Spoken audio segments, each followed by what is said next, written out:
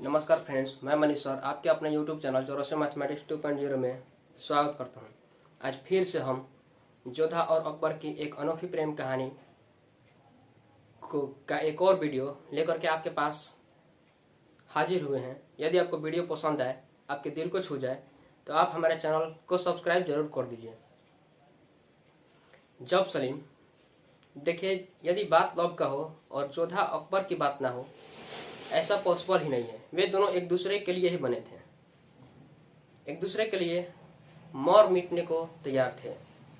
कहा जाता है कि मोहब्बत अंधी होती है, परंतु इतनी भी अंधी होती है, ऐसा शायद किसी ने सोचा भी नहीं होगा।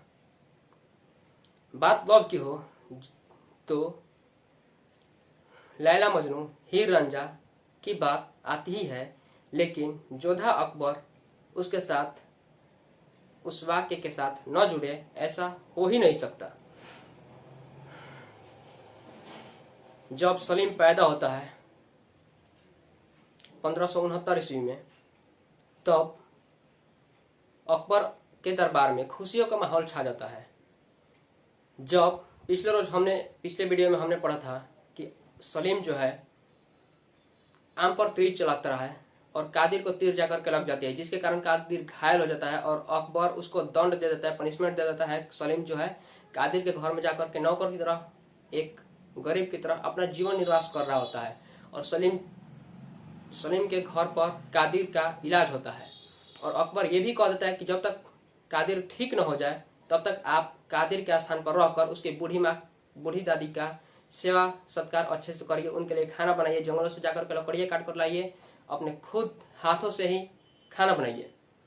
सलीम वैसे बचपन से ही राजघराने में पैदा हुआ था, एक राजा के घर पैदा हुआ था। उसने आज तक कोई कार्य नहीं किया था। खाना बनाना क्या होता है उसको पता ही नहीं था, लकड़ी काटना क्या होता है ये भी नहीं जानता था। वो सुबह सोकर उठता था, तलवार चलाना, घोड़े पर घुड़सवारी करना, तीर धनुष चलाना, अपने मित्रों के साथ खेलना और खाना खाकर सो जाना, इसके अलावा दूसरा कोई कार्य ही नहीं करता था। यहाँ तक कि अपने हाथों से वो खाना खुद भी नहीं खाता था, उसको रानियां, दासियां या फिर उनकी माँ लोग खिलाया करती थी। इतना कमजोर था। परंतु जब कादिर के घर गया, अकबर ने हालांकि उसको गरीबी क्या होती है, गरीबी की एक झलक पेश करने के लिए उसको भेजा था और अपनी सभी रानियों से, यहाँ तक कि जोधा बेगम को भी मना कर दिया था कि मेरे से पूछे बगैर कोई भी सलीम से नहीं मिलेगा। परंतु रुकैया बेगम कहाँ मानने वाली थी, वो एक ढीठ किस्म की औरत थी। जब अकबर और जोधा अपने काम काज में लीन हुआ करते थे, लगे हुए रहते थे, तब रुकैया बेगम चुपके से सलीम से मिलने के लिए चले जाती है।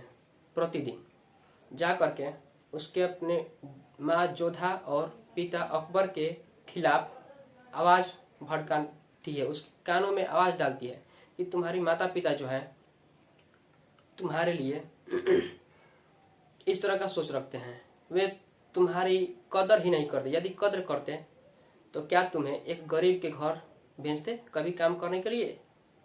और इस तरह का जहर उसके दिल में डालती है और धीरे धीरे ये जहर सलीम के दिल में जाकर के घर बना लेती है और सलीम के दिल से उसके माता पिता के प्रति का जो प्यार है धीरे धीरे नफरत में बदलने लगता है। जब नफरत में बदलने लगता है तो धीरे धीरे इधर सलीम जो है अपने हाथों से कादिर के बूढ़ी दादी के लिए खाना बनाना, जंगल से लकड़ियाँ काट कर लाना, इस तरह का कार्य किया करता था। रात्रि को जब सो जाता था तो अकबर स्वयं उसका रक्षक बन करके उसके घर का पहरे लगाता था, पहरेदार बनकर उसका रक्षा करता था और सुबह दीवाने खास में अपना गद्दी संभालता था। परंतु ये बात सलीम नहीं जानता था, जोधा बेगम जानती थी,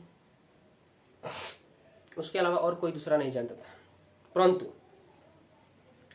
रुकैया बेगम जो है जोधा और अकबर के बीच में, जोधा और अकबर के लिए सलीम के दिल में जौहर पैदा कर देती है, नफरत का बीज बो देती है। सलीम धीरे धीरे, और जब जब रुकैया बेगम सलीम से मिलने जाती थी, अपने साथ एक डिबिया ले जाती थी और उस डिबिया में हीरोइन हुआ करता था। हीरोइन, जिसको हम लोग, हीरोइन बहुत ही नशीला पदार्थ है, इतना खराब नशा है कि इससे खराब कोई नशा हो ही नहीं सकता।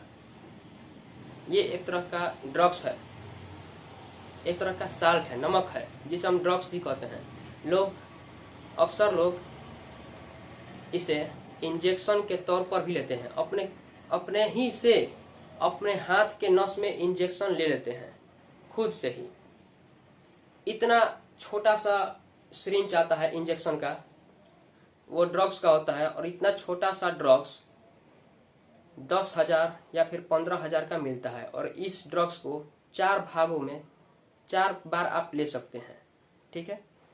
कोई कोई पढ़ने वाला विद्यार्थी, स्टूडेंट भी इसका यूज करता है। यदि आप एक इंजेक्शन इस ड्रग्स का ले लेते हो तो 48 घंटे तक आपको नींद नहीं लगती है, आपकी पलकें नहीं झपक सकती। आप किसी का मर्डर कर दीजिएगा, किसी को काट दीजिएगा जिंदा, फिर भी आपको कुछ समझ में नहीं आएगा, क्योंकि आप अपनी होश ही खो देते हो। यह है ड्रग्स, ठीक है। वैसे तो हमारे देश में बहुत सारा नशा है, जैसे खैनी, तंबाकू, सिगरेट, बीड़ी, शराब, लेकिन इन सब से हट करके आपका ड्रग्स है। पहले आपको लोग फ्री में बांटता है, चुटकी भर तनिक तनिक आपको चटाता है, और जब आपकी लत लग जाती है तो आपसे पैसा ऐंठना शुरू कर देता है। यदि आपको इसकी लत लग जाए ना, बॉय हो अथवा गर्ल, तो आप इसके बगैर एक दिन भी नहीं रह सकते हो, ठीक है, याद रखिएगा। तो इसी का लत लगा दिया रुकैया बेगम ने। जब जाती थी तो इतना डब्बा में भर करके ड्रग्स ले जाती थी और सलीम को दे देती थी। तो सलीम जो है उस ड्रग्स को धीरे धीरे चाट चाट करके अपना रात गुजारता था, दिन बिताता था, और धीरे धीरे सलीम को उस ड्रग्स का लत लग गया, वो उसके प्रति आदी हो गया। जब कादिर ठीक होकर के अपने घर गया तो सलीम को वापस बुलाया गया महल में। सलीम जब वापस आया तो जोधा बेगम को माँ नहीं कह करके रानी सा कहा, और पिता को पिता न कह करके राजा साहब कहा, और सीधे रुकैया बेगम के पास चला गया ड्रग्स के लिए, क्योंकि उसका ड्रग्स खत्म हो गया था। और रुकैया बेगम इस ड्रग्स का फायदा उठाती है, कहती है हम आपको ड्रग्स तो देंगे, परंतु जो कहेंगे सो आपको करना ही पड़ेगा। तो सलीम ने कहा ठीक है, आप जो भी कहिएगा हम सो करेंगे। उसके बाद रुकैया बेगम ने जो कहा सलीम से वही करता था, क्योंकि वो ड्रग्स का आदी हो चुका था। उम्र उसका मात्र 9 साल 10 साल का था, और शराब पीना, ड्रग्स का सेवन करना, नाच देखना, इस तरह का आदि रुकैया बेगम के द्वारा सलीम को लग चुका था। सलीम अपने जीवन में जो एक राजा का पुत्र किया करता है, सब कुछ अपने कार्य से हट करके वो दूसरा ही पियकड़ों जैसा सलूक करने लगा, उस अपने जीवन को बर्बादी के रास्ते पर ले जाने लगा। जब जोधा बेगम को ये पता चला तो जोधा बेगम ने अकबर से नहीं बतलाया इस बात को, परंतु एक बार जब अकबर नर्तकियों का नाच देख रहा था महलों में बैठ करके, और उसी वक्त सलीम जो है शराब के नशों में आ जाता है अकबर के सामने, और वो भी बैठ करके नाच देखने लगता है। और तभी अकबर पहली बार उसको मारता पीटता है सलीम को, और चूंकि उस समय नशे में रहता है सलीम, और तब कहता है कि रुकैया बेगम ने शायद सच ही कहा है हमसे कि हमारे माता पिता को हमारी कदर ही नहीं।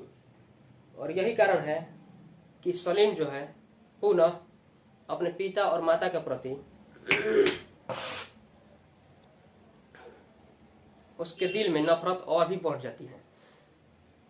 जब नफरत बढ़ जाती है तो अकबर जोधा के पास जा करके अपने किए गए गलतियों का पश्चाताप करता है। चूंकि अकबर जोधा से इतना प्यार करता था, इतना अधिक प्यार करता था। देखिए, कहा जाता है अक्सर प्यार में, लोग कहते हैं ना कि मोहब्बत अंधी होती है। हमें भी आपकी मोहब्बत में कुछ दिखलाई ही नहीं दिया, सिर्फ आपको ही देखते रह गए और किसी को ये हमारी आंखें देखना ही नहीं चाहती। आपको ही देखते रह गया। पता नहीं किसी का नुकसान हुआ, कहीं किसी को दुख तो नहीं पहुंचा, कहीं किसी की जान तो नहीं जा रही है। परंतु ये सब सोचने का समय तो था, परंतु मैं सोच ही नहीं पाया इन सब के बारे में। कहा जाता है कि वैसे तो दुनिया में बहुत सारे लोग प्यार करते हैं, परंतु मेरे जैसा प्यार कोई नहीं कर सकता, क्योंकि मैं आपको खुद से ज़्यादा चाहता हूँ, इतना अधिक चाहता हूँ आपको,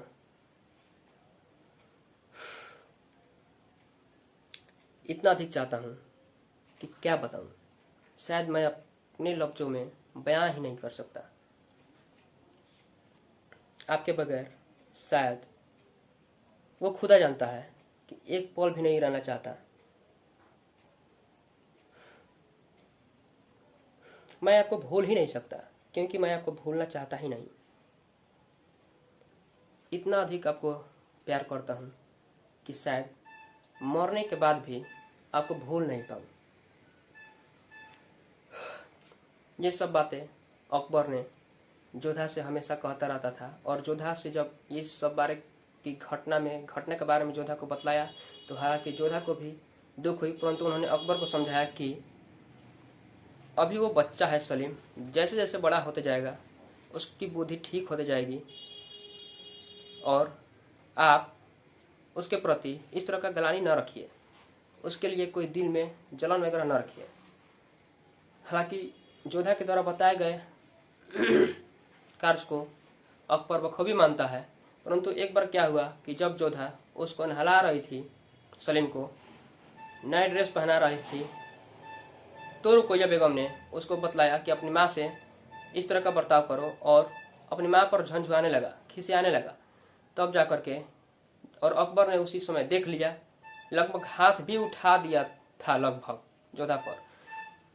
अकबर ने जब देख लिया तो उसको मारा, पीटा, डांटा, और एक सैनिक की रीति रिवाज क्या होती है, सैनिक कैसे रहता है, इन सभी नॉलेज को जानने के लिए अकबर ने सलीम को मानसिंह और रहीम के साथ युद्ध भूमि में भेज देता है।